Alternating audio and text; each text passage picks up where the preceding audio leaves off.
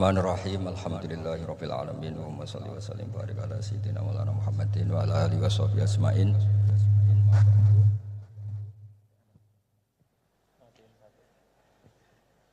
Alhamdulillah di ngaji bareng juga enggak ngerti polanya juga. Ya, yang terhormat nih wonten Bapak Rektor, wonten Mas Zainul Masdi, wonten Ketua Badan Wakaf Swarsono Muhammad sedanten saya hormati. Ini katanya untuk bahagia. Jadi saking pentingnya untuk bahagia itu sampai Allah itu kadang ngendikan hal yang enggak penting, tapi menjadi penting karena untuk bahagia. Jadi kalau Allah tanya Nabi Musa ketika ketemu dipanggil itu, wa ma tilka biyaminika ya Musa, yang kamu bawa itu apa? Padahal ketika dipanggil itu kagetnya bukan main. Misalnya pegawai UI dipanggil rektor itu kagetnya bukan main. Bawaannya rektor itu mesti nyalahkan. Mesti pikirannya orang itu mesti ketua badan wakaf ya sama. Mesti mau negur atau apalah. Nah, bawaan orang dipanggil atasan tuh grogi, maka Allah ngendikan yang rileks. Kamu bawa apa? Gitu. Yang kamu pegang tangan kanan kamu itu apa? Masa Allah tanya sekedar gitu kan karuan. Wong kita manusia aja tahu yang dibawa Musa itu apa tong? Kok Allah malah tanya? Banyak analis, banyak mufassir, banyak ahli hakikat yang berpendapat Allah itu menghilangkan groginya Nabi Musa. Sehingga tanya yang ringan. Jadi saya mohon ini pimpinan di sini juga kalau tanya anak buah yang ringan-ringan. Wes sarapan. Oh. Jadi kalau sosokan disiplin itu bukan sunnatullah, saya jamin itu. Apalagi tanya saya, kenapa Gus terlambat? Mulai saya, pulang saya. Tuhan yang Tuhan saja sebaik itu kok rektor sama badan wakaf kok sekeras itu gitu. Jadi ini bukan gojlok supaya jadi orang yang dekat Allah gitu. Jadi ditanya, wa ma tilka biyaminika ya Musa.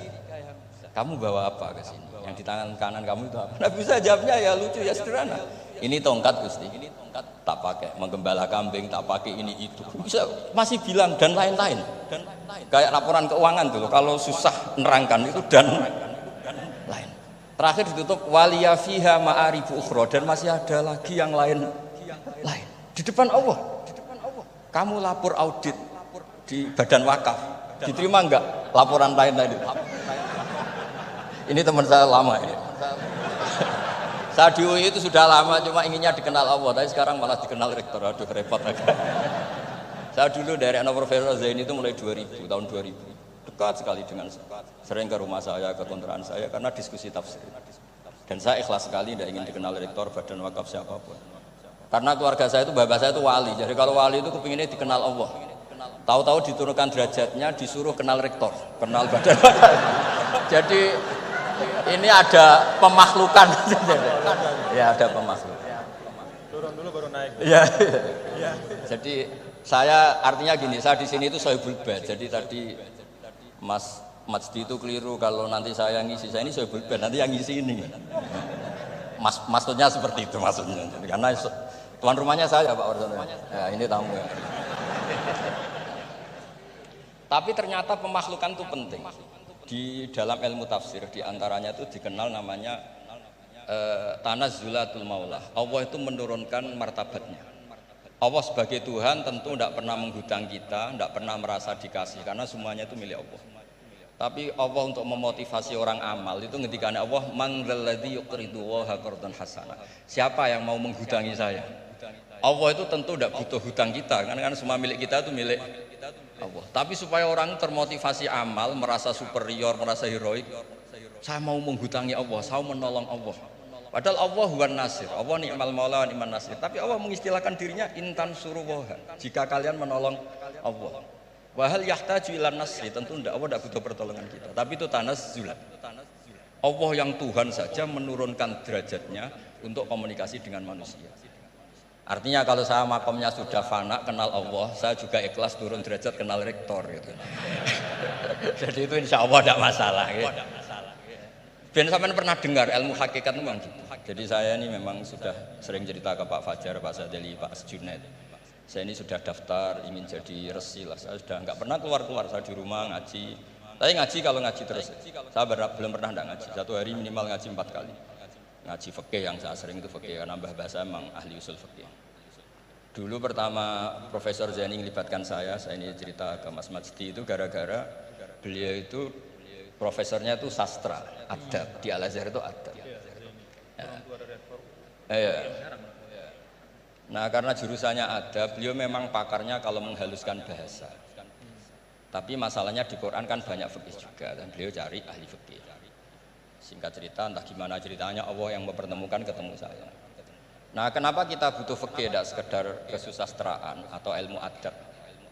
Karena ada tafsir atau fikih dalam Quran yang mau tidak mau harus difikihkan. Misalnya begini, wa antasma'u bainal ukhtain, kamu tidak boleh menikahi sekaligus mbak dan adiknya atau adiknya dan mbaknya. Jika Anda berpikir Quran itu hanya Quran, maka berarti apa boleh menikahi misalnya Sri dengan buliknya, Sri dengan budenya. Padahal tidak boleh juga. Tapi faktanya Quran hanya ngendikan wa antasma'u bainal ukhtain. Sebab itu zaman Rasulullah SAW sugeng itu nambahi wala binal mar'ati wa ammatiha wala binal mar'ati wa kholatiha. Juga tidak boleh menikahi Sri dan budenya atau Sri dan buliknya. Dan kebetulan Nabi itu tidak menambahkan wala binal mar'ati wa jaddatiha. Karena kayaknya itu nggak usah dilarang, ya sudah lucu aja gitu. Masa kamu nikahi perempuan umur 17 terus minat mbahnya umur 70. Lah itu kalau sampai butuh dilarang ya Anda perlu berobat itu. Tapi kalau bulik kan kadang masih menarik. Orang-orang kayak gini itu misalnya nikah umur 17, buliknya cantik umur 30, minat enggak? Jadi artinya butuh dilarang untuk tidak minat itu butuh dilarang. Tapi kalau mbah, nah ngono kok ditakon. Ini pakarnya. Ini tetangga saya orang Bojonegoro, dulu penderanya Profesor Zaini. Artinya andekan tidak ada usul fikih ini mimbabi itlaqil ba'di wa iradatil qul. Meskipun usul fikih itu yang menginduk ilmu balaghah, ilmu ini itu. Jadi Allah menyebut bainal ukhtain artinya diganti bainal mahromain. Jadi ukhtain itu ibaratun atau itlaqul ba'di, yaitu ukhtain mewakili kata mahromain. Dua perempuan yang punya hubungan mahram tidak boleh dinikah bersamaan untuk orang-orang yang poligam. Ini penting supaya semua tafsir juga gitu, lafat-lafat yang ada mahdhufnya itu kita jaga, baik itu secara keilmuan maupun secara fikih. Keilmuan misalnya begini, orang yang dilaknati Allah, mal'anahu wa ghadiba alaihi, di antaranya diteruskan wa ja'ala minhumul qiradata wal khanazira wa abadat tauhid. Lalu misalnya secara penelitian tidak pernah ada makhluk manusia yang dulu jadi kera. Tapi melihat ayat itu seakan-akan itu pernah ada periode atau kejadian di mana manusia itu dirubah jadi kera. Wa ja'ala minhumul qiradata. Mau tidak mau kita butuh perangkat ilmu lain yang namanya balaghah. Itu orang Jawa, itu kalau dilangkai kakinya itu hanya bilang kayak kera. Orang nggak sopan tuh katanya kayak kera. Tapi kalau dilangkai kepalanya langsung oh dasar ketek itu, dasar kera. Artinya dalam ilmu tasbih, kalau kemiripannya itu biasa, itu masih disebut ka, seperti. Tapi kalau mirip banget perilakunya itu kafnya dibuang. Sehingga orang yang tuli banget terhadap kebenaran, Allah bilang summum bukmun umyun. Orang kafir itu summun, tuli. Bukmun ada bisu. Padahal faktanya mereka bisa mendengar, bisa ngomong, bisa bicara. Tapi saking tidak pernahnya mau mendengar kebenaran, di redakseknya summun, bukan kasumi tapi summun. Begitu juga di bab madah memuji. Kalau orang agak ganteng, mungkin saya kalau muji Mas Masdi hanya kalkomar, muji Pak Rektor paling ya kalkomar. Tapi kalau muji Nabi langsung komarul, anta samsun, anta bedrun, karena gantengnya kelewat, sehingga kaf tasbih seperti itu dibuang. Nah, andekan tidak ada fakta manusia itu pernah dirubah jadi kera di era itu, andekan itu nggak ada, kita sendiri juga nggak tahu. Kita masih bisa menganalisis dengan teori balaghah tadi. Wa ja'ala minhumul qiradata kal qiradah. Mereka atau mislal qiradah, mereka dijadikan Allah laksana kera, tidak berakhlak, tidak beretika, tidak bermoral. Ini pentingnya ilmu balaghah, sehingga kita tidak perlu mengharuskan orang berkeyakinan dulu itu pernah ada orang manusia dirubah jadi apa? Kera. Nah, misalnya ada yang berkeyakinan atau berpendapat memang itu pernah nyata, itu ngendikannya Rasulullah kemudian itu dihilangkan. hanya hidup 3 hari kemudian hilang sehingga nggak punya turunan.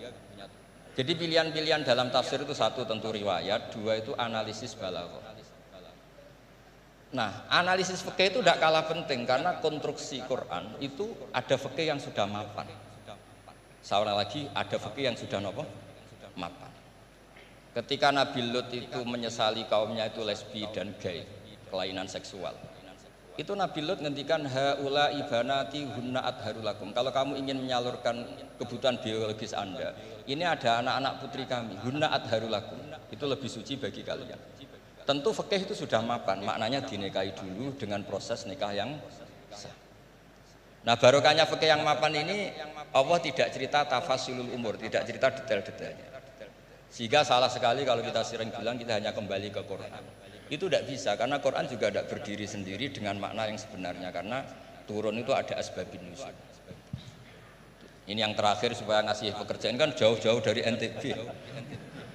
Ya akan bisa dimanfaatkan secara baik dan benar. Saya ini Sohibul Bait. Nah, enggak, ini bukan guyon tapi memang betul harus begitu. Mau enggak mau. Sumpah misalnya. Orang itu kalau ditagih hutang atau ditegur itu masih ya besok saya bayar. Ditagih lagi kayak enggak percaya, wallahi besok saya bayar. Jadi kata wallahi itu mesti menunjukkan emosi, tersinggung, sumpah. Sehingga suatu saat ada seorang khotib ini ngendikan fawarobbis sama'i wal ardi innahu la haqqum mislama annakum tantikun. Demi Tuhannya langit dan bumi. Itu si Bedui, ada orang Arabi, orang desa. Langsung menyelasi Pak Khotib tadi. Pak Khotib, mangdalladzi akhdhafal jalil hatta alja'ahu ilal yamin. Siapa yang bikin murka Allah sehingga Allah terpaksa sumpah. Semenjak itu jadi ilmu, kalau Allah memulai redaksi dengan sumpah, dengan qasam pasti Allah tersinggung. Jika lafat-lafat yang dimulai wan naziatil gharqa atau dimulai wasyamsi wa duhaha mesti terusannya itu Allah agak marah. Karena di mana-mana orang sumpah itu menjelaskan sama yang agak tidak percaya. Itu dzauqul arabi, itu adzauqus salim. Nah, begitu seterusnya. Kemudian masalah wasfiyah ismiyah. Saya dulu sering debat sama Profesor Zainal. Kan misalnya kiai-kiai di Jawa umumnya kalau maknani min alakin itu segumpal darah. Lalu orang-orang yang nekuni embriologi itu tidak pernah ada segumpal darah, kalau segumpal darah malah jadi kluron, macam-macam. Katanya Quran itu mesti benar ini ada segumpal darah. Kata saya segumpal darah itu bahasa Indonesia, Quran bahasa Arab, tidak akan ada itu di Quran kata saya. Tapi ada yang bilang segumpal darah ya, tetap aja itu enggak Quran. Yang Qurannya min alakin, segumpal darah itu bahasa Indonesia, Quran tidak ada yang bahasa Indonesia kata saya.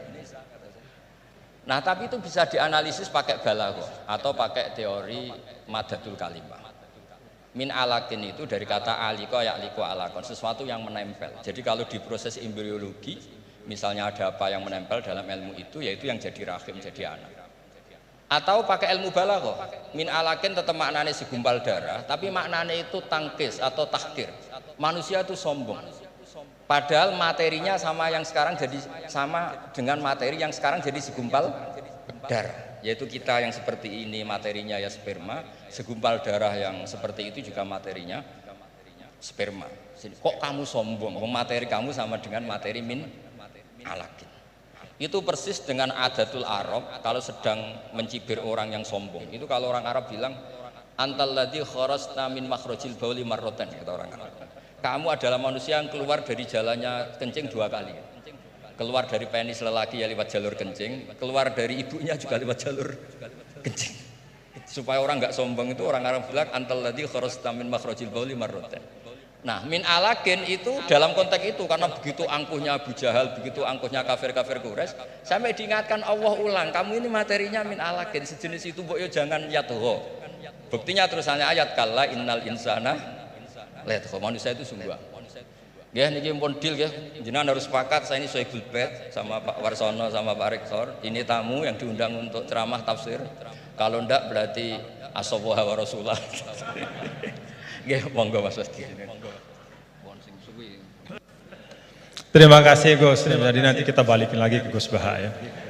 Tapi Gus, jadi begini, tadi beliau menyampaikan kan beliau ini min sulalatil aulia ya. Jadi kakek beliau itu adalah para aulia.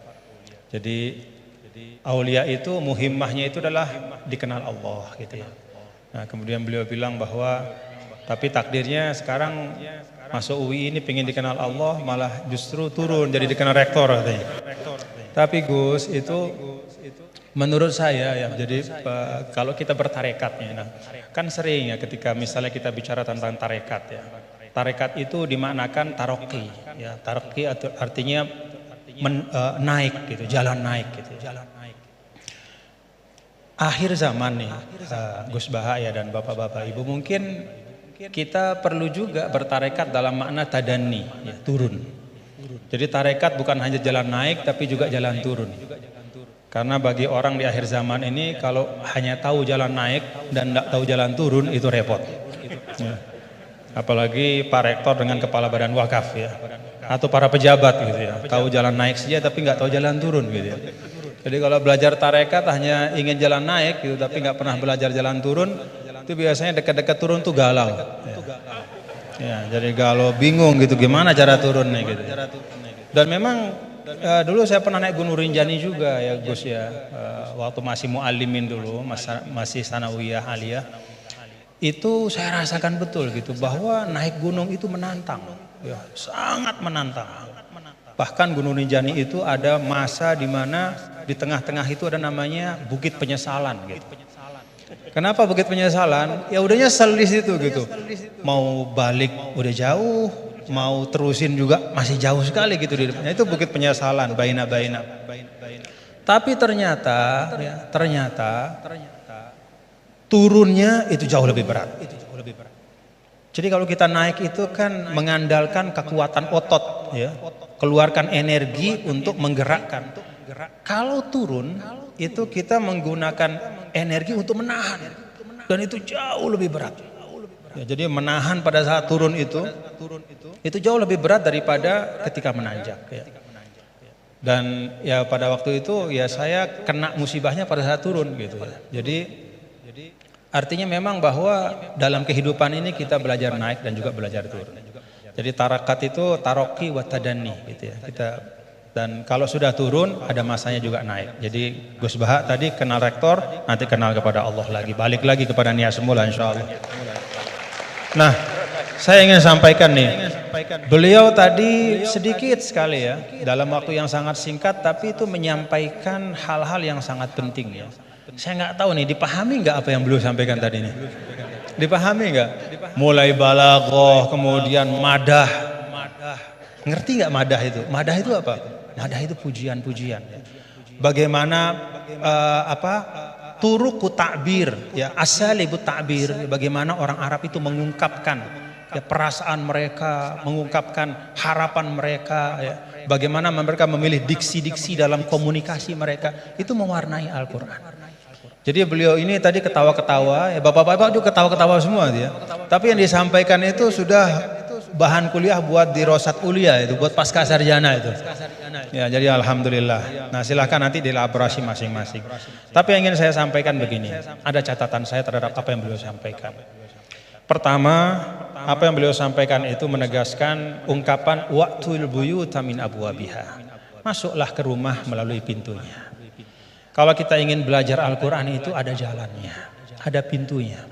Tadi beliau sudah sampaikan, ada tafsir Al-Quran bil Quran, ada riwayat, kumpulan riwayat ya.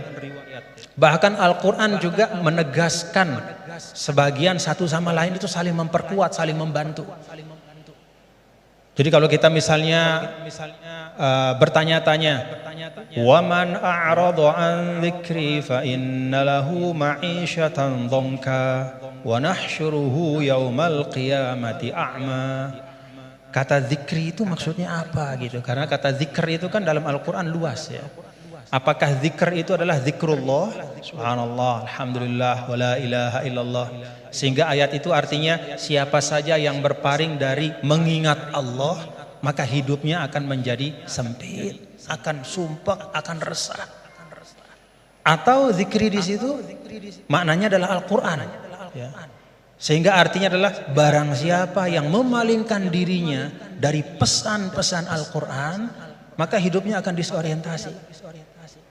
Bagaimana kita mengambil pilihan di antara dua makna? Nah, kita lihat. Qala rabbi lima hasyartani a'ma wa qad kuntu basira qala kadzalika atatka ayatuna fanasitaha wa kadzalikal yauma tunsa. Lalu orang itu mengatakan di akhirat, ya Allah, bagaimana mungkin kok saya dibangkitkan dalam keadaan buta padahal di dunia saya melihat. Kemudian Allah mengatakan, qala kadzalika, itu balasan yang setimpal, atatka ayatuna fanasitaha. Telah datang kepadamu ayat-ayat kami lalu kau lupakan. Nah, dari ayat ini maka ulama menafsirkan kata zikri. Oh, yang dimaksudkan dengan zikri itu adalah ayatuna, yaitu Al-Quran. Nah, ini yang disebut dengan Al-Quran yufassiru ba'duhu ba'duhu. Dia saling menafsirkan. Baik itu penafsirannya datang segera setelahnya, ataupun di ayat-ayat yang lain seperti yang Al-Mukarram Ki Haji Bahauddin sampaikan. Ada yang di bagian yang lain, baik itu secara nas, secara sharih, ataupun secara dilalah, secara tunjukkan isyarat.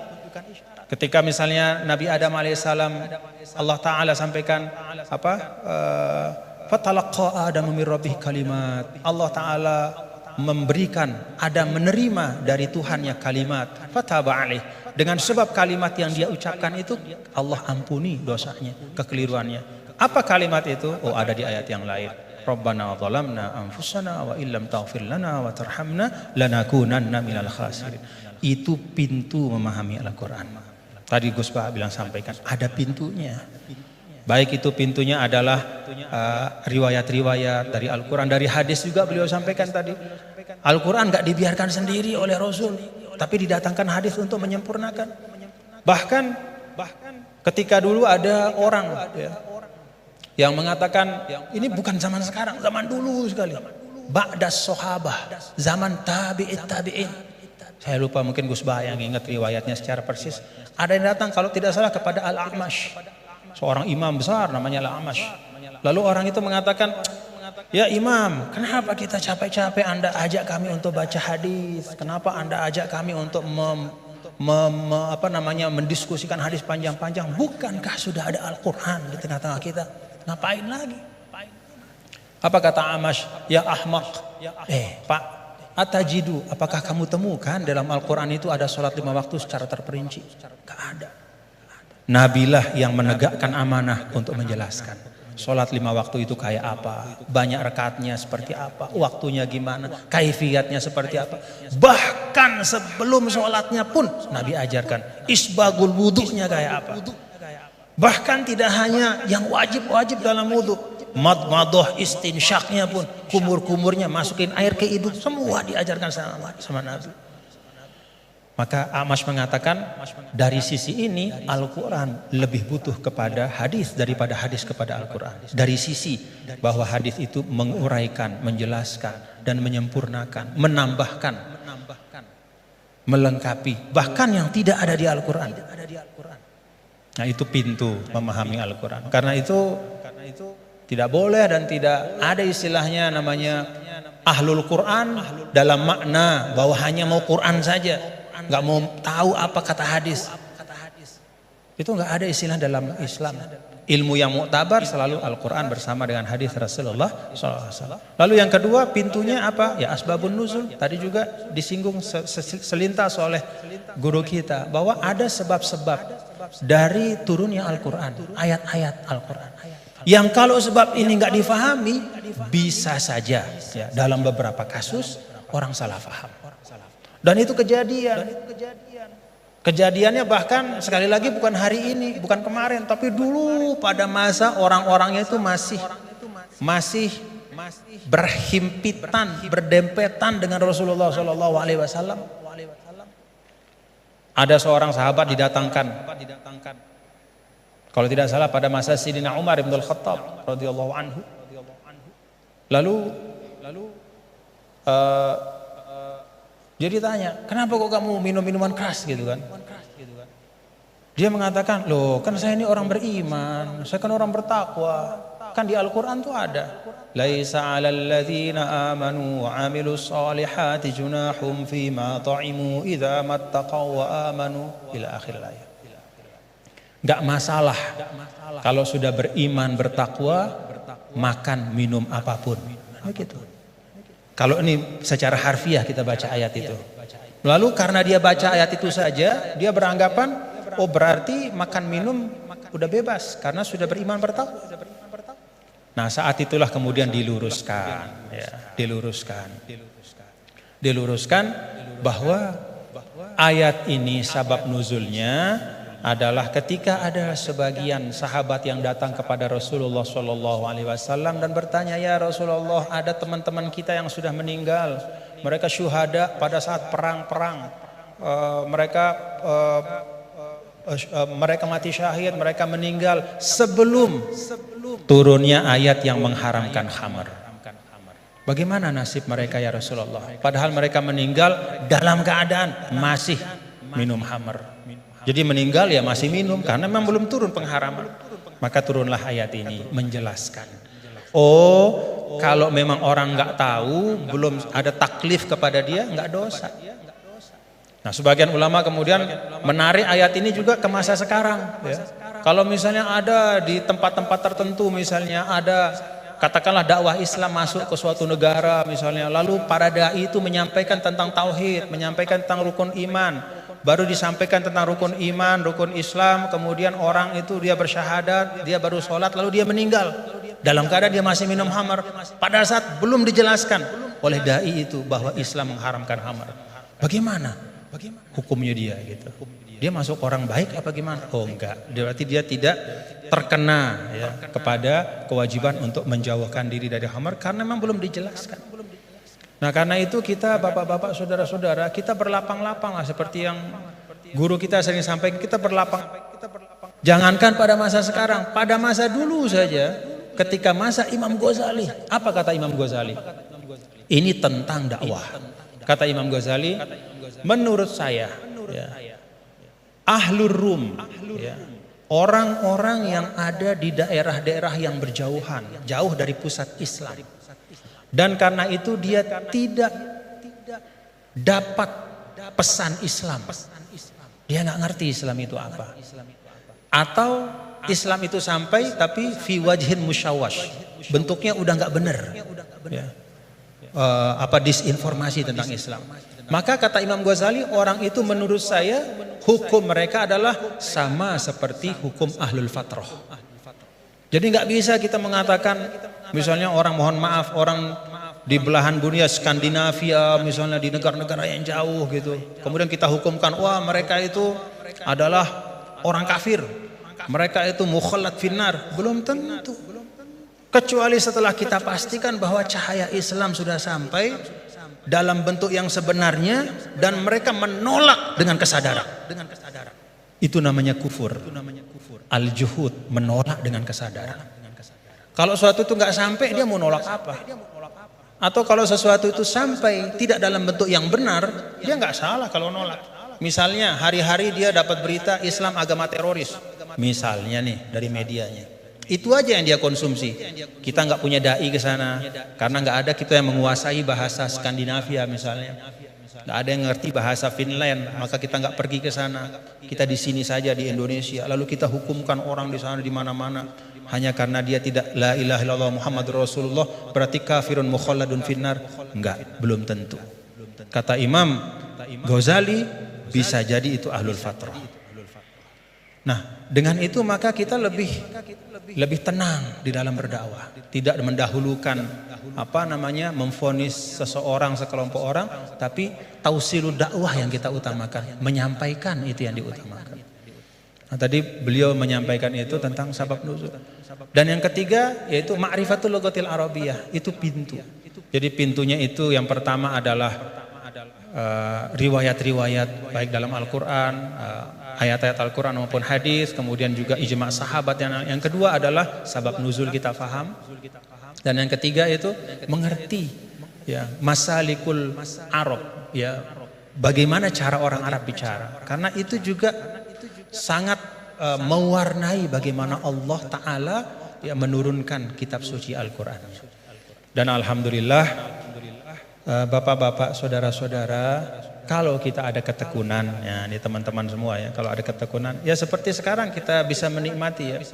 Kalau dulu misalnya apa yang disampaikan oleh Gus Baha itu hanya bisa dinikmati oleh para santri, ya di pesantren-pesantren, itu pun dalam halakoh-halakoh yang terbatas. Tapi alhamdulillah berkat UII ngaji bareng kita bisa menikmati hari ini mutiara-mutiara dan keindahan Al-Quran. Alhamdulillah.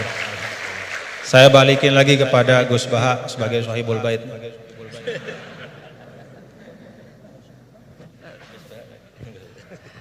Bismillahirrahmanirrahim. Meneruskan konstruksi ayat ya. Misalnya begini, Anda jangan langsung menyalahkan Nabi Adam. Saya ini sering kampanye untuk membela Nabi Adam, karena banyak kiai yang cerita Nabi Adam itu salah melulu. Nanti kan kita di surga kan nggak perlu ngajukan kredit, nggak perlu punya istri cantik yang minta ke mall, karena kelebihannya bidadari itu cantik, tidak minta belanja. Sudah gitu di madu juga nggak protes. Tapi kalau di dunia itu sudah minta belanja, di madu protes. Nah, tapi kenapa Nabi Adam akhirnya keluar dari surga dan kita menyalahkan hanya demi kepentingan supaya tadi punya istri cantik, tidak minta uang apa? Belanja dan boleh dipoligami mau. Di konstruksi ayat itu tidak ditampakkan, tapi semua ahli tafsir tahu. Misalnya fadallahuma bihurur, setan menipu Adam dan Hawa dengan curang. Hurur itu nipu. Jadi kalau ngaji nipu itu mulai dulu itu ya gurunya setan itu. Jadi Nabi Adam itu di surga dengan penuh limpahan anugerah. Buah apa saja ada, makanan apa saja ada, enggak bayar. Tempat mewah leg juga enggak bayar. Kalau Anda di hotel leg sedikit aja bayarnya minta ampun.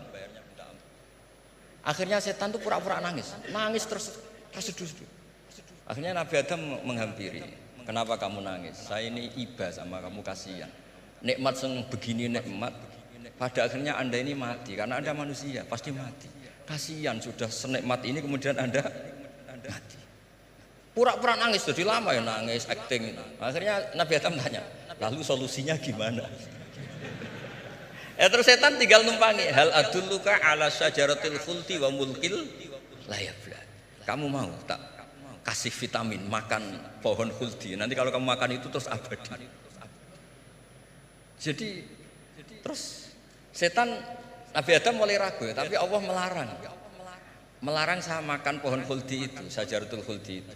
Kamu tidak usah cari tafsirnya, itu anggur, apa ketela, apa duren, itu namanya orang kurang penggawean. Itu gak penting. Ketika Allah tidak menjelaskan detail itu berarti detailnya itu tidak penting. Kamu sok penting nyari itu apa ya? Allah saja tidak menjelaskan, kok kamu yang manusia mau menjelaskan. Akhirnya Nabi Adam tanya, apa betul Allah itu melarang saya makan itu? Terus Allah cerita, wa qasamahuma inni lakuma laminan nasihin. Terus setan itu cerita, demi Allah saya tahu info terbaru bahwa sekarang nggak apa-apa. Jadi hukum terbaru itu. Singkat cerita Nabi Adam makan.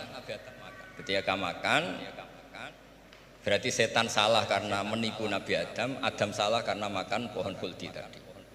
Apa yang terjadi? Allah manggil Nabi Adam. Adam, kenapa kamu makan itu? Bukankah pohon-pohon yang lain, buah-buah yang lain itu cukup? Kenapa kamu makan yang salah? Terus jawab Nabi Adam ini yang unik, yang kita harus bela Nabi Adam ila yaumil qiyamah. Wa izzatika ya rabbi ma adzunnu anna ahadan yahlifu bika kadiban. Demi kehormatanmu ya Allah, ketika engkau disebut oleh setan, saya tidak pernah mengira ada orang berani mencatut nama engkau kemudian dia bohong. Loh, ini contohnya Pak Fajar ini, sama temannya yang paling sering bohong itu dia nggak percaya, tapi meskipun sering bohong kalau dipanggil Pak Rektor ngecek ulang apa enggak, kalau kalimatnya dipanggil Pak Rektor pasti nggak ngecek ulang, meskipun teman yang sering bohong pasti langsung nyari Pak Rektor. Saya misalnya sebagai murid Mbah Maimun punya teman yang sering bohong sekalipun, terus bilang Gus dipanggil Mbah Maimun, pastilah langsung ke sana, karena disebut nama itu orang sudah tidak berpikir jelimet. Ketika engkau disebut ya Allah, saya tidak pernah ngira ada orang mencatat nama engkau kemudian dia bohong. Sehingga Allah itu haru sama Nabi Adam. Makanya Nabi Adam itu diusir. Ini meneruskan ayat yang dibaca Mas Majid tadi. Diusir tapi disangoni. Dam, secara prosedur hukum kamu harus saya usir karena kamu melanggar. Tapi tak sangoni, lucu kan? Tak sangoni. Kamu baca ini ya. jadi unik. Makanya ayatnya fatalaqqa Adamu mir Rabbi, bukan kreasinya Nabi Adam. Kalimat itu bukan kreasi Nabi Adam, tapi hadiah sama Allah. Ini kamu secara laturan tak usir, tapi tak sangoni, ini dibaca nanti. Tapi Nabi Iblis tidak disangoni. Karena memang dia penipu betul. Sudah gitu akting pura-pura nangis, pura-pura ini itu. Jadi benar-benar penipu ulung. Makanya sekarang pun kalau penipu itu memang harus sopan, harus nangis. Itu cara untuk karena sanatnya penipuan memang begitu, sanat awalnya memang begitu. Pura-pura nangis terus pura-pura itu. Jadi itu memang cara paling efektif untuk apa? Nipu. Ada sanatnya. Nah, lalu kenapa ada hadis mangqala la ilaha illallah dakhalal jannah? Ini terakhir terus nanti Mas Masdi ngendikan terus doai sekalian. Perintah Sohibul Bait, bukan permintaan, perintah. Perintah itu bukan berarti tidak sopan. Memang bahasa Indonesia itu gitu. Permohonan itu mesti diabaikan. Kalau perintah itu agak tegas. Bukan masalah. Jadi begini. Saya ulang lagi konstruksi ya, konstruksi ayat fadallahuma bihurur. Kenapa mangqala la ilaha dakhalal jannah? Itu unik. Kalau kita baca hadis, ada orang itu pendosa, salahnya sudah minta ampun.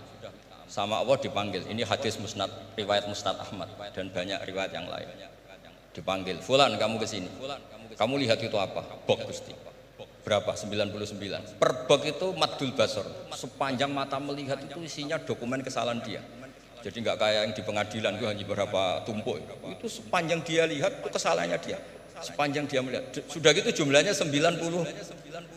Sehingga dia putus asa, dia akan masuk surga. Kemudian sama Allah, sudah kamu tenang saja. Diambilkan bok kecil sekali, paling sak bok jam tangan. Dah, innaka lan tuzlamal yaum, kamu tidak akan terdolimi. Kenapa Gusti? Ini kamu punya kebaikan ini kecil sekali. Ya, apa efeknya Gusti? Kan nggak ngefek kesalahan seperti itu. Kemudian bandingannya hanya kebaikan sekecil itu. Dah, kamu tenang aja. Setelah ditimbang, box 99 yang jumlahnya maddul basar kira-kira 3 kilo sama satu wadah jam kecil. Ternyata setelah ditimbang itu menangin 1 jam kecil. Karena isinya la ilaha illallah. Malaikat itu gak berani. Kamu berani, ada namaku kemudian kamu abaikan. Saya dipanggil 1000 mahasiswa UII sama satu Pak Rektor, Pak Fajar. Kemana arahnya? Ke satu rektor apa ke 1000 mahasiswa yang manggil? Pak Rektor, kan ini urusan nasib. Nah ini cerita. Malaikat yang nimbang Pak Warsono itu diprovokasi sama malaikat yang lain. Kamu berani nggak mempertimbangkan kata Allah di situ? Wah ya tidak berani. Itu disebut fala yaskulu ma'asmillahi ta'ala sayun, dibandingkan asma Allah itu tidak ada yang bisa ngungguli. Nah, di sini terus para torekot, para apa konwiridan Allah. Tapi karena kita ini sekarang sudah tidak ngaji malah tanya, gunanya apa sih muni Allah? Lu nyebut pangerane orang gunane. Ini sedang nyebut Tuhannya, kamu tanya gunanya apa? Kamu tak kasih uang aja tidak pernah tanya gunanya uang ini apa? Pas dijak wiridan tanya, gunanya apa sih? Oh, dasar orang aneh. Jadi logis. Lah Nabi Adam juga sama, ketika disebut asma Allah itu nggak mikir yang lain, apa setan itu penipu apa enggak, sudah grogi yang manggil Allah langsung. Nah makanya saya mohon, kenapa kita memahami mangkana akhiru kalamihi Allah la ilaha illallah dakhalal jannah. Karena dengan itu malaikat nggak berani macam-macam. Jadi nanti kalau Anda ketemu malaikat tukang hisab, ayo silakan abaikan nama Allah. Kalau kamu berani berarti tidak malaikatnya Allah. Masa namanya Allah gak dipertimbangkan? Ya tadi misalnya dosen-dosen UI ada undangan seminar menjanjikan, enggak seminar menjanjikan tapi yang manggil rektor, milih mana? Kira-kira saja. Milih rektor kan? Karena ini nasib berkelanjutan kan kalau seminar kan. Apalagi ini asmane Allah. Nah, makanya Nabi ngendikan fato satis sijilat wasakula ismuwah. Kemudian bok kesalahan tadi jomplang kalah. Kemudian yang menang hanya asmanya Allah Subhanahu wa ta'ala. Makanya terus disebut, sudah Nabi ketika tanya amal apa paling baik ya Rasulullah, gini dzikrullah fisirri wal alan gini-gini, dan kamu mati dan kamu hidup walisanu katordun, kamu harus selalu ingat Allah Ta'ala. Lah dene saya sekarang itu sudah biasa ingat Allah terus disuruh ingat rektor, ya muga-muga itu tugas dari Allah juga. Saya tidak tahu apa benar apa tidak tahu. Tapi yang jelas saya tidak jenis orang yang apa ya, terus nganggep Apa dunia penting buat, tapi yo penting lah gue sanggup mati.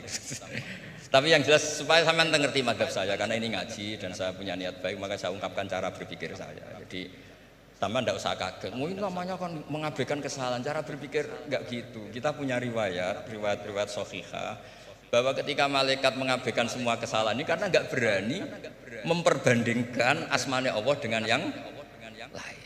Makanya disebut di akhir hadis fala yaskulu ma'asmillahi ta'ala. Ketika sudah nyebut Allah harus dianggap selesai.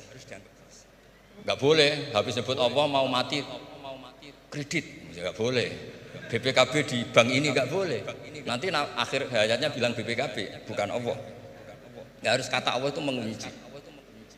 Disebut akhiru kalami. Lah kalau sampean tanya, kenapa itu menjadi penting? Karena tadi malaikat tidak akan memperbandingkan Allah dengan yang lainnya.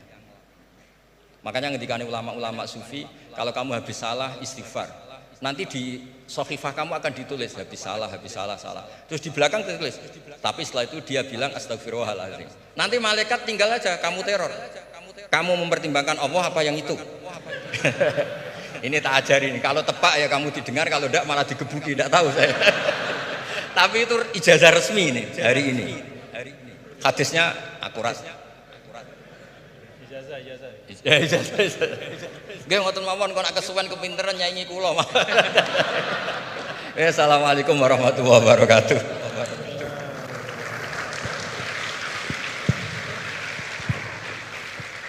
Terima kasih karena saya diminta untuk mengakhiri, ya saya ingin menyampaikan dua hal saja. Pertama, saya garis bawahi yang beliau sampaikan baru, bahwa kalau Allah tidak berepot-repot ya dan tidak mendetil-detilkan sesuatu, ya berarti itu tidak terlalu perlulah ya. Jadi jangan kita sok merepot-repotkan diri ya mendetil-detilkan sesuatu yang Allah Ta'ala justru tidak detilkan.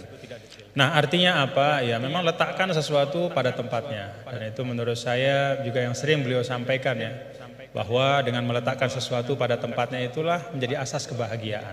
Ya, jadi kalau kita tahu menempatkan sesuatu pada tempatnya, ya kita akan lapang-lapang saja ya, menyikapi nikmat, musibah dan segala macam. Nah, kalau kita lihat nih, pertanyaannya apa sih yang dipentingkan oleh Allah dalam Al-Quran? Ya, kalau kita lihat, ya tentu Allah Ta'ala yang maha tahu apa-apa yang paling penting, yang paling utama ya, pokok-pokok akidah, kemudian pokok-pokok ritual ibadah. Tapi kalau kita menggunakan pendekatan kuantitatif ya, salah satu yang sangat dipentingkan oleh Allah dalam Al-Quran adalah ranah muamalah. Jadi ranah muamalah itu luar biasa dipentingkan oleh Allah dalam Al-Quran. Ya kalau kita lihat misalnya dari sisi panjang pendeknya ayat saja, 282 Al-Baqarah itu ayat paling panjang dalam Al-Quran adalah tentang transaksi hutang piutang. Ya, itu muamalah. Dan salah kalau kita misalnya menanggapi atau mempersepsi bahwa urusan utang piutang itu urusan dunia belaka. Enggak. Ya buktinya Gus Bah tadi nyampaikan beberapa hal tentang utang piutang dalam ngaji barang ini. Berarti sesuatu yang penting. Nah dalam ayat itu juga disampaikan di akhir ayat tentang hutang piutang itu apa? Wattaqullah wa yu'allimukumullah. Wattaqullah wa yu'allimukumullah. Jadi bahwa muamalahmu, transaksi keuanganmu, hutang piutangmu, hal ihwal tentang keuangan itu menyangkut takwa juga gitu. Itu menyangkut takwa juga.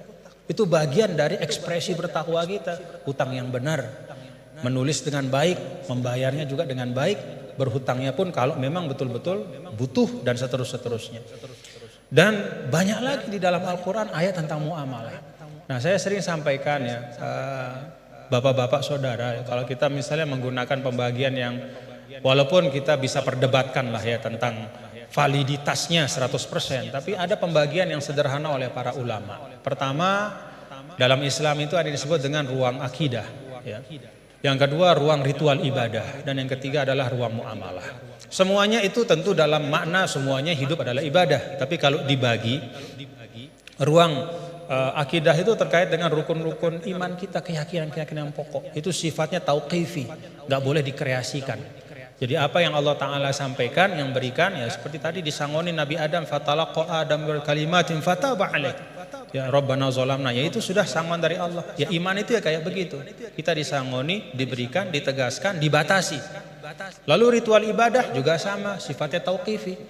Nah, pada saat muamalah itu sifatnya beda. Sifatnya itu ijtihadi ibada'i.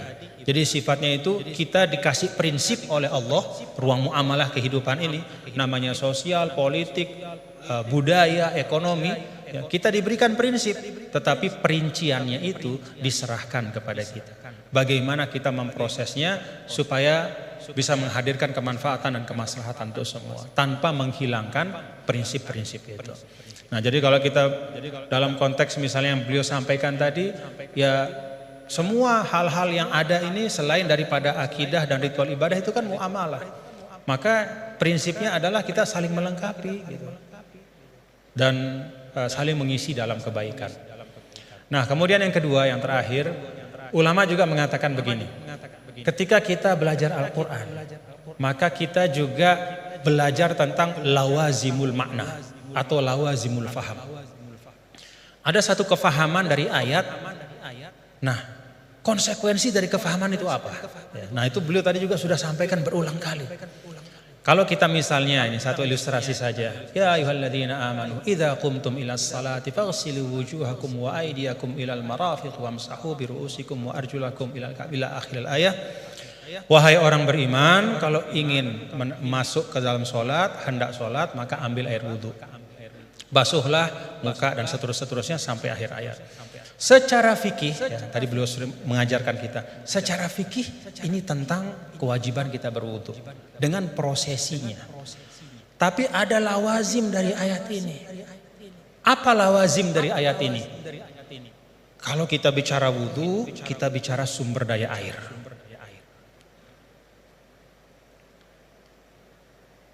Kita bicara tentang wudu, kita bicara tentang ekosistem kehidupan. Gak ada wudu tanpa air. Kalau wudu tanpa air tayamum namanya. Gak ada wudu tanpa air. Maka apa arti lawazim dari ayat ini? Jaga sumber daya air itu. Kalau dalam konteks misalnya pasal 33 Undang-Undang Dasar 1945, apa kata sumber daya alam dan semua yang menyangkut hajat hidup orang banyak dikuasai oleh negara, itu juga bagian dari lawazim makna ayat ini. Dalam arti apa? Negara, kita semua secara kolektif, ayo kita jaga sumber daya air, tidak boleh dimiliki hanya oleh sekelompok kecil saja sehingga orang kesulitan untuk memanfaatkannya. Dan pada ujungnya jangan-jangan nanti bisa orang kesulitan untuk menegakkan sholat karena nggak bisa wudhu, karena sumber daya air itu dikooptasi oleh kelompok tertentu misalnya. Itu lawazimul ayat. Ketika Allah Ta'ala misalnya, ya ayyuhalladzina amanu idza nudiya lis-salati min yaumil jumu'ati fas'au ila dzikrillah wa dzarul bai'. Wahai orang-orang beriman, kalau udah waktunya Jumatan itu, maka segera datang ke masjid, tinggalkan perdagangan. Apa lawazim dari ayat ini? Kata para ulama, lawazim dari ayat ini adalah ya bahwa Allah tidak akan bicara tentang perdagangan. Allah tidak berbicara tentang sesuatu yang penting yang bisa mengalihkan ya, seseorang dari ibadah. Ya, kan di sini diletakkan orang kalau terlalu cinta berdagang, ya, maka dia nggak mau ninggalin bisnisnya untuk sholat gitu, karena time is money. Bagi dia 5 menit ketika sholat itu kalau udah transaksi entah berapa duit misalnya gitu. Nah, ada lawazim dari ayat ini kata para ulama bahwa ya perdagangan harus diisi oleh orang-orang yang tidak hanya memikirkan profit sementara di dunia, tapi dia juga memikirkan fungsi spiritual dari harta itu. Siapa itu? Ya orang beriman. Dengan kata lain ya orang Islam disuruh untuk aktif dalam berdagang. Karena ketika perdagangan itu diisi oleh orang-orang yang tidak punya pandangan lebih dari dunia, kalau kata orang Sasak, enggaknya cuman dia pandang dunia saja, ya dia tidak akan mungkin bisa menunaikan pesan ayat ini. Jadi ayat ini bisa ditunaikan pesannya adalah oleh orang-orang yang ketika dia hidup di dunia, beraktivitas di ekonomi, ya, membangun kapital, membangun bisnis, tapi pada saat yang sama dia juga meletakkan itu semua menjadi bagian dari ibadahnya kepada Allah.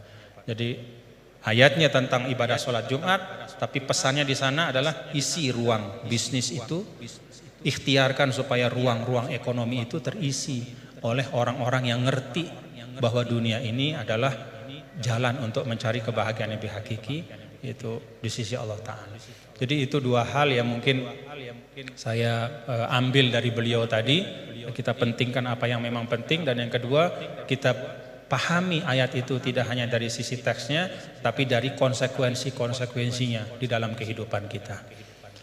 Terakhir bicara tentang sanad. Nah, saya ada satu hal, kalau saya pertama kali saya ketemu sama Gus Baha, melihat beliau ya. Ada nggak bapak-bapak, saudara-saudara melihat dari beliau yang beda?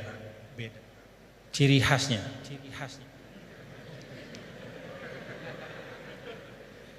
Ciri khasnya beliau itu gini.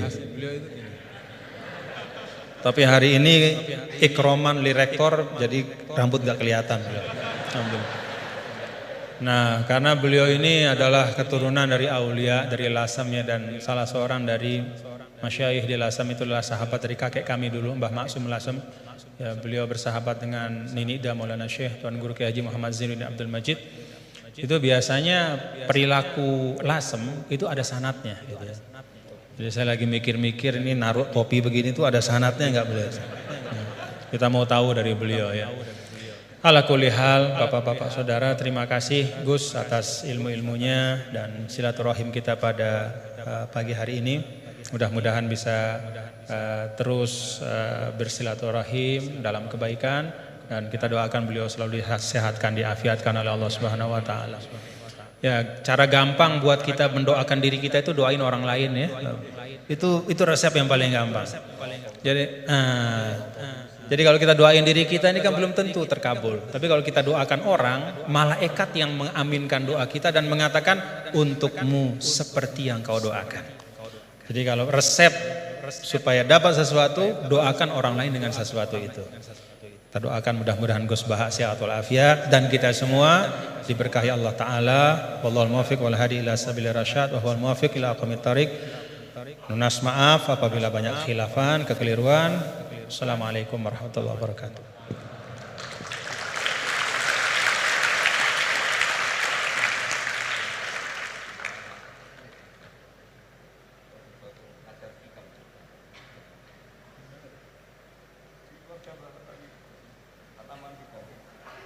Baik, karena masih ada waktu yang tidak banyak, mungkin sedikit. Beliau juga berkenan untuk ada sesi tanya jawab. Mungkin nanti akan ada maksimal 3 penanya dari mungkin sebelah kiri, kanan, tengah, kemudian kanan. Silahkan 3. 1 dari kiri, ya yang dekat tiang silahkan. Silahkan berdiri untuk meminta mic dari panitia. Ya singkat ya. Singkat. Assalamualaikum warahmatullahi wabarakatuh. Ya menarik pemaparan dari guru kita semua terkait dengan Islam harus membahagiakan. Yang pertama tafsirnya adalah sekarang ada paham materialisme itu juga menawarkan kebahagiaan, paham hedonisme juga menawarkan kebahagiaan, paham liberalisme itu juga menawarkan kebahagiaan. Jadi Islam bahagianya itu mungkin kita bisa menilai diri kita masing-masing. Hari ini paham apa yang kita pakai untuk bahagia? Apakah betul-betul Islam konsepsi atau Islam yang sudah berkembang jadi modernisme dengan kombinasi kapitalisme, liberalisme, kemudian hedonisme, kemudian yang saya sebutkan tadi bercepat. Jadi tafsirnya ayat ini menurut modernisme sekarang kemudian dikaitkan dengan penjelasan tadi, kebahagiaan itu Islam membahagiaan. Orang sekarang dengan duit sehingga monetisme menuhankan duit di mana-mana. Oleh karena itu Islam melakukan revolusi akidah. Bagaimana kembalikan kepada Allah Subhanahu wa taala sebagai satu yang memberikan kebahagiaan. Sehingga revolusi yang dilakukan kita sekarang apakah bisa dilakukan dengan revolusi takwa? Ali Imran 102. Ya ayyuhalladzina amanu taqwa haqqa tuqatih wa la tamutunna illa wa antum muslimun. Allah memanggil kepada orang beriman yang diakui imannya untuk bertakwa dengan sebenar-benar takwa, menjadi iman yang disamakan dengan kekasih Allah, wali Allah, dan kemudian kalau tidak mati dalam keadaan Islam, yaitu iman yang terdaftar seperti Bapak sampaikan tadi, dia punya satu kalimat tapi berharga sekali, itu iman yang terdaftar, yang murni tidak kesyirikan. Pertanyaannya adalah bagaimana revolusi takwa kita buat untuk melawan revolusi industri hari ini yang sudah membuat orang tertipu.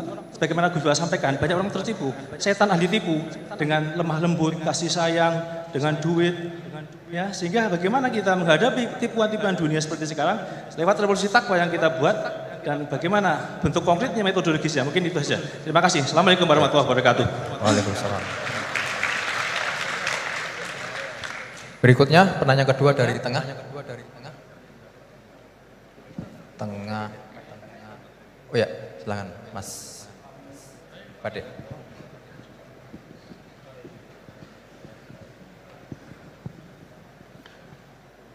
Bismillahirrahmanirrahim. Assalamualaikum warahmatullahi wabarakatuh. Sebelumnya terima kasih saya ucapkan kepada Pak Fajar sebagai moderator telah mempersilahkan saya dan memberi kesempatan. Sebelumnya saya memperkenalkan diri, saya Engki Kurniawan dari mahasiswa Prodi Ekonomi Islam UKAN 2020. Tanpa mengurangi rasa hormat kepada Al Mukarrom Tuan Guru dan Gus Baha, saya ingin mempertanyakan yang tadi sempat disinggung di awal, yaitu tentang tadayun ma'kus, tentang kekeliruan dalam beragama. Kita tahu sekarang bagaimana tentang perkembangan teknologi yang menyebabkan informasi-informasi itu berkembang secara masif mengenai agama-agama gitu, tentang pelajaran-pelajaran dan tafsir Al-Quran gitu. Yang kita tahu tadayun ma'kus ini tentang bagaimana orang-orang menyampaikan yang kurang penting di atas sesuatu yang penting gitu.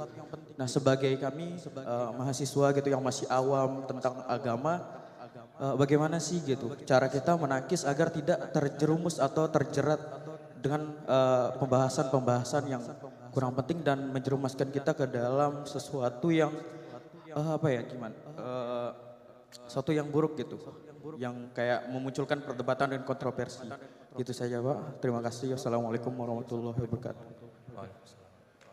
Terakhir dari Putri, paling depan, kerudung biru. Oke, silakan. Bismillahirrahmanirrahim. Pertanyaan fikih sangat sederhana tapi saya tidak paham.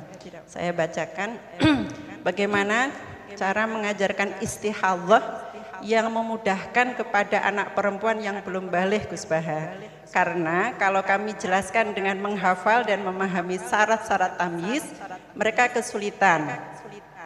Dan kalau perempuan tadi sudah paham belajar istihadhah tanpa memahami tamyiz, apakah selanjutnya perempuan tersebut harus belajar istihadhah dengan memahami syarat-syarat tamyiz? Sampun. Tiga penanya. Berikutnya kami berikan kesempatan kepada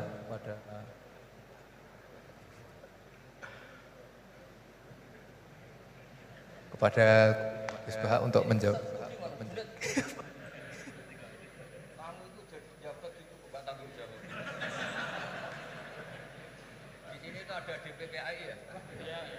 Terang singkatan DPPI, ben ngerti ben ono. Baik hadirin yang berbahagia, di spirit yang diperintahkan oleh Gus Baha bahwasanya di UI ini ada DPPI, Direktorat Pendidikan Pembinaan Agama Islam. Jadi menurut beliau itu Maksudnya supaya jawab gajinya ben dunya akhirat. Menurut beliau yang berhak menjawab itu adalah orang DPPI, waduh, karena yang bertanggung jawab atas Islam di UI. Ini tak bantu.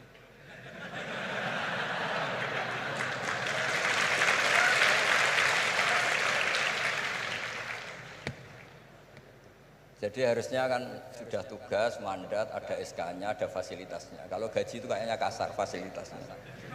Jadi harusnya yang jawab itu ya ketua DPPA, iya. Tapi sudahlah karena saya ini orang baik tak tolong.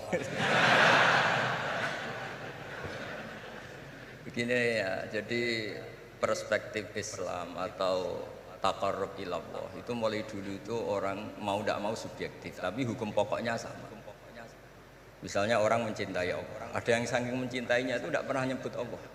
Ada wali itu mencintai Allah tidak pernah nyebut Allah, karena dia takut ini nama sakral, jangan-jangan dilecehkan. Imam Malik itu pernah ada seorang pengemis datang, ya Imam Malik saya minta uang.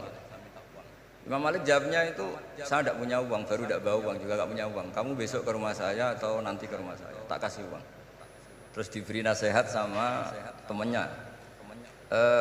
Halal itu mbok yawa Anda ngomong rozakokallah, Ya, semoga Allah memberi rezeki kamu. Jawabnya Imam Malik itu apa? Saya masih hafal teksnya. Fa ana ujillu ismallahi ta'ala an askura indaman yakrohu sama'ahu. Ada yang baca sima'ahu walau dimna jumlatin. Saya tidak mau nyebut nama Allah pada orang yang nggak suka nama itu, meskipun tuh hanya secara eksplisit. Artinya kalau dongakno itu serang di duit, jaluk duit kok kayak donga kira-kira. Wong saya mintanya uang kok dikasih apa? Doa. Jadi kadang-kadang orang cara mencintai Allah itu, lah ya bagi pengemis tadi rozaqaka Allah itu maknanya kan nggak mau memberi kan? Doa tadi kan disimpulkan nggak mau memberi. Sama seperti kita di Jawa ada keponakan misalnya mau mondok pamit padenya, kata padenya ya wis le tak sangoni slamet, ya sudah tak sangoni slamet ndonga tok gak modal agak tunggale. Berdoa saja tanpa modal. Nah, Sayyidina Umar radhiyallahu anhu itu diantaranya orang yang meriwayatkan hadis innallaha ta'ala kallafani an asrifa anhu du'a. Allah memaksa saya, menugaskan saya supaya tidak semuanya itu dikonsultasikan kepada Allah Subhanahu wa taala.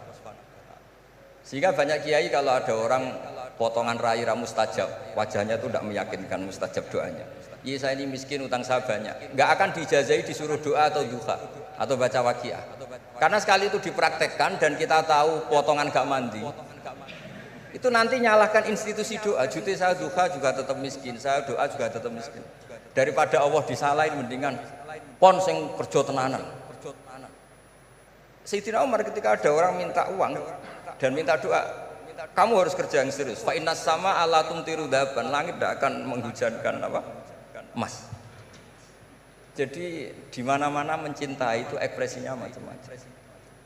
Ada ulama yang saking senengnya umatnya Nabi seneng silaturahim.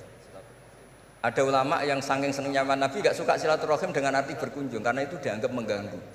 Teman kita punya anak, punya istri, kadang pas harmonis kita datang terganggu. Wong saya pernah dolan di orang, pas tukaran sama istrinya, itu berhenti dulu ada Gus Pak, nanti teruskan. Ternyata orang tengkar itu diganggu juga gak suka.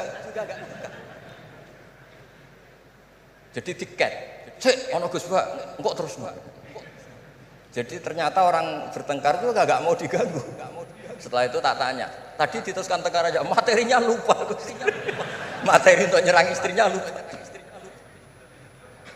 Nah begitu juga zaman Rasulullah SAW. Banyak sahabat yang saking senengnya Nabi sering soal istifadah. Ada yang saking senengnya Nabi nggak soal, takut ganggu. Nabi punya keluarga, punya anak, punya istri. Ada yang saking senengnya Nabi kalau ketemu Nabi itu melihat wajahnya sampai dia tahu detail wajah Nabi kayak apa, rambutnya kayak apa. Ada juga yang sama sekali ditanya sifli wajah Rasulullah, tolong ceritakan ke saya wajah Nabi itu kayak apa. Saya tidak pernah melihat wajahnya Nabi. Loh, Anda ini sahabat masa tidak melihat wajahnya Nabi? Ijlalan rasa kalau ketemu beliau itu hormat sekali sampai nggak berani menatap mukanya. Sama-sama seneng, tapi ekspresinya beda. Saya kalau ngaji usul fikih di pondok saya sering cerita, fal yukrim dhaifahu fal yukrim jarahu itu Islam hanya memerintahkan ikram, memuliakan. Tapi prakteknya beda-beda. Di kampung kamu ketemu tetangga, tidak tanya itu sombong. Tapi kalau di kota ketemu tetangga tanya namanya kepo. Dianggap ganggu privasi. Sama-sama maknanya ikram. Ibnu Abbas itu kalau sholat cepatnya bukan main. Katanya seneng Allah, munajat. Lah kok seneng cepat? Berarti gak begitu seneng. Tapi Ibnu Abbas kebalik cara tanya. Kenapa kamu kalau sholat cepat? Setan nata-nata mau goda saya, ternyata saya selesai. Jadi kecelik dia. Itu juga ilmu. Ya artinya cara itu tidak usah distandarkan. Ya monggo lah, sementing ada sanatnya. Ada apa? Ada sanatnya. Ya saya seperti datang ke sini itu mungkin bagi Anda bagus. Wah Gus Pak persorawa alhamdulillah. Jari santriku, waduh gak ngaji meneh diganggu wong UII. Jadi Anda statusnya bagi saya pengganggu. Nah, itu juga yang terjadi di tafsir. Wasab'atin idza raja'tum. Ada pelanggaran tertentu di puasa, itu kafarohnya itu fasyamu salasati ayamin fil haji wasab'atin idza raja'tum. 7 ketika kamu pulang. Itu kata Abu Hanifah, 7 hari ini boleh dilakukan di kawasan Mekah. Asal selesai haji sudah. Tapi bagi Imam Syafi'i pulang itu harus sudah sampai rumah. Sekarang saya beri pertanyaan, ketika Pak Fajar ini acara selesai, terus dia pamit saya pulang, Gus saya tak pulang. Bagi saya dia sudah pulang, meskipun masih di jalan. Tapi bagi istrinya istilah pulang kalau sudah sampai rumah. Lalu idza raja'tum itu pulang itu menurut siapa? Mas Majdi nanti ketika sudah pamit di bandara, kita bilang sudah apa? Pulang. Tapi kata istrinya, belum. Sama-sama istilahnya wasafatin idza raja'tum. Ada kiai itu tidak pernah mikir Islam, sama sekali. Sebenarnya sama Islam bukan main, tapi gak tahu mikir Islam. Tak tanya Islam agamanya pangeran Gus, mbok pikir keliru, ono sing duwe. Islam itu milik Allah, ya, mesti diurus sama Allah. Tidak usah kamu pikir, Allah sendiri nanti yang ngatur Islam. Ternyata saking tawakalnya nggak mikir. Ya ada juga yang mikir Islam semangat malah keliru saking semangatnya. Ya macam-macam, sama-sama mencintai. Coba kalau kamu seneng sama anak-anak, anak kamu main pakai motor atau pakai ontel. Pilihannya dua, kamu peduli, ayo kawal nanti kalau jatuh, ayo kawal sama pembantu ini nanti kalau jatuh. Itu ya bukti cinta. Ada enggak? Sembarno ae wis pinter. Anakku wis pinter, nak tiba tangi dhewe, anakku sudah pinter kan. Itu juga penghormatan pada anak. Jangan kira makna seneng itu harus terbentuk satu versi. Seneng anak ya nak dolan dikawal. Ternyata yang membiarkan juga bentuk penghormatan bahwa anak ini sudah mandiri. Ya terus yang masalah istikhadah itu masyhur itu di riwayat Hamnah binti Jahsh. Hamnah itu haidnya melebihi hari wajar. Terus sama Nabi sudah kamu saya haidkan sesuai tanggal yang sebelum kamu kena penyakit ini. Itu kamu anggap haid, lainnya kamu anggap istikhadah. Itu istikhadah paling gampang. Ikuti saja di fatwanya Imam Syafi'i. Jadi misalnya Januari kok 6 hari, Februari kok sampai terus mulai ada penyakit sampai 1 bulan keluar darah, Maret keluar darah, itu kata Imam Syafi'i ngikuti riwayat tadi sudah kamu fatahayati terus sitata ayam, sabata ayam, terus Nabi ngendikan kamu menghaidkan seperti bulan-bulan sebelum kena penyakit istikhadah. Lainnya di istikhadah. Itu namanya rudat ilal adat. Jadi supaya ndak ribet pakai tamyiz diukur. Ini darah ini lebih kuat dibanding ini, yang lemah ndak kayak sing tukang delok ya sopo gitu. Apalagi yang ditanya itu lelaki gitu. Oh, itu kan ya agak repot lah, coba lah. Agama ini tidak perlu repot-repot seperti itu. Jadi ini sebagai senior saya kasihan sama Pak Junet ini. Harusnya beliau nanti yang kena hisab pasti Pak Junet. Jabatannya mau, tanggung jawabnya nggak mau. Ya tapi kebetulan ada orang baik di sini ya, alhamdulillah saja. Kalau ketemu saya tuh cium tangan bolak-balik, tapi niatnya kayaknya mau supaya saya mau backup. Nah ini yang satu pertanyaan Mas Wasdi ini.